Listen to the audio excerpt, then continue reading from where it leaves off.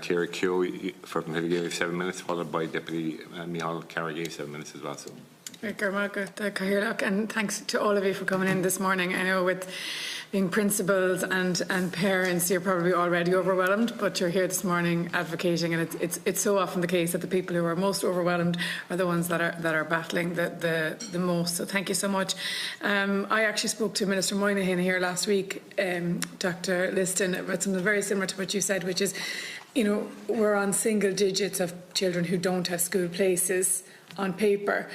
But in reality, as we say, you might have a school place, but if the services and supports aren't there, then you might be going home to get changed. You might be going home because you can't manage a full school day.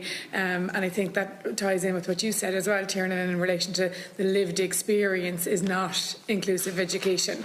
And I think what you said is we're saying on paper this is an inclusive school or this is inclusive education, but in reality I worked in the area as a behaviour support specialist for 20 years, so I often think about, we take PE, art, lunch, which would be really simple kind of places to start in inclusion, and you'll see, okay, well, if they can't line up or they can't sit still or they can't follow the direction or they can't hop, if it's a hopping exercise, well then they can't take part in PE, where actually just, being in the room with the other kids your age who are doing PE and doing something totally different is a version of inclusion.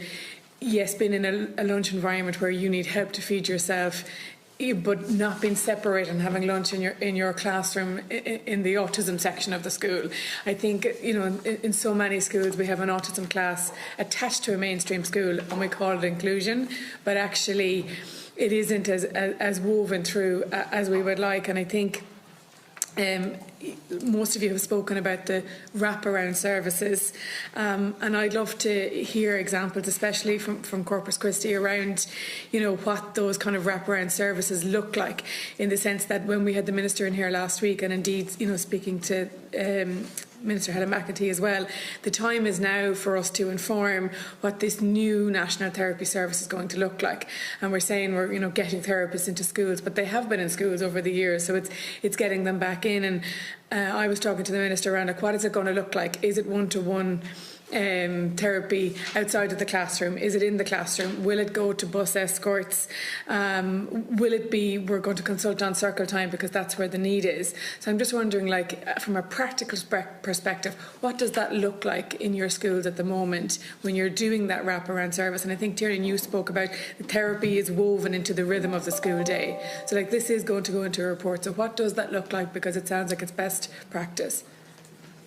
Yes, it's very interesting, your observations. And you mentioned as well, language to me is so important. You mentioned how the autism class is, it's over there at that side of the school, but you hear so much still the autism unit. People still talk about autism units. They're over there in the unit. It's a classroom. These are children are part of the school. So I think language is really, really important. But coming back to, I suppose, your question on how it's woven into the day, and I think Ciara made an important point there around, for example, the homeschool liaison scheme. For me, the homeschool liaison coordinator, I know Ciara was a homeschool liaison coordinator, and as I was as well. For me, that's the most important job in the school. You're the connection between the home and the school.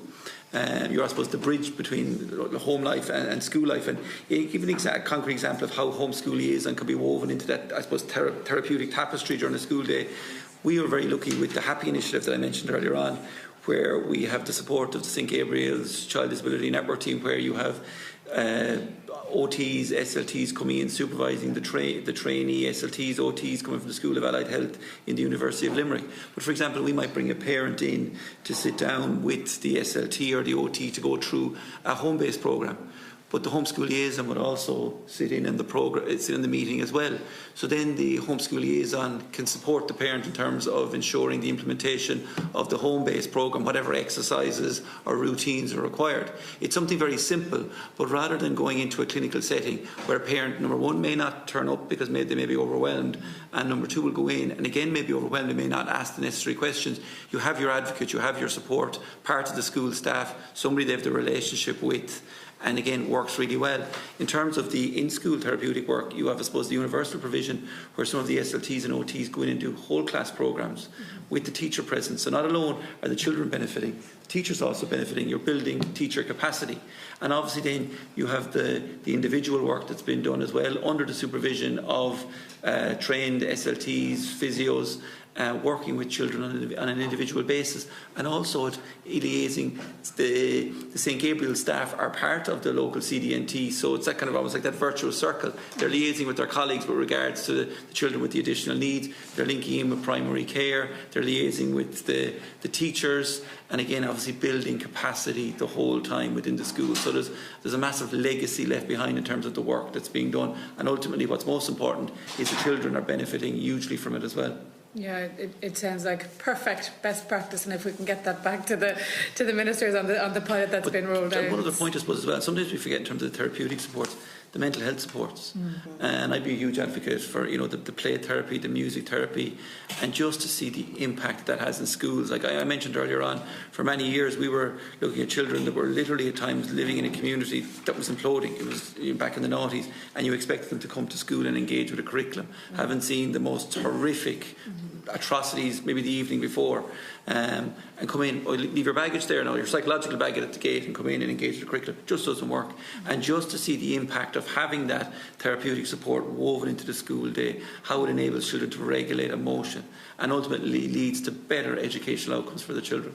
You can see in our school, you can see when the likes of a school completion worker knocks on the door, you can actually see a child go, oh, thank God they're here. That's how important it is to these children. Like it is what they've seen that morning, and they finally go, oh, thank God they're here, and they get out and they get to do their little bit of therapy. It's incredibly important. I can think of one little man I worked with who would go home to his mum, and he was saying to her, I need to be able to bring my football to school, because if I could bring my football to school, I'll be able to make friends. So she, as a great mother, was trying to go into the school to say, why can't you just bring a football? And they're saying, well, we only use our footballs here. And I was like, hold on a second, what's the story with this football?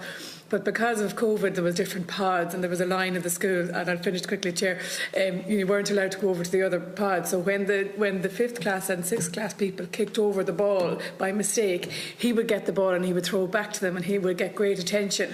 So in his mind, if he could get a football, he would have friends. But the therapist would say, like his SNA and with teachers having their lunch break, there wasn't enough support at lunchtime to help him make friends, and then he'd be getting suspended because he was breaking the rules and being too rough to try and get the ball to get the friends. And it's that piece of, if we can just weave it throughout, we'll have that right support. Thanks, Jim. Thanks, Deputy.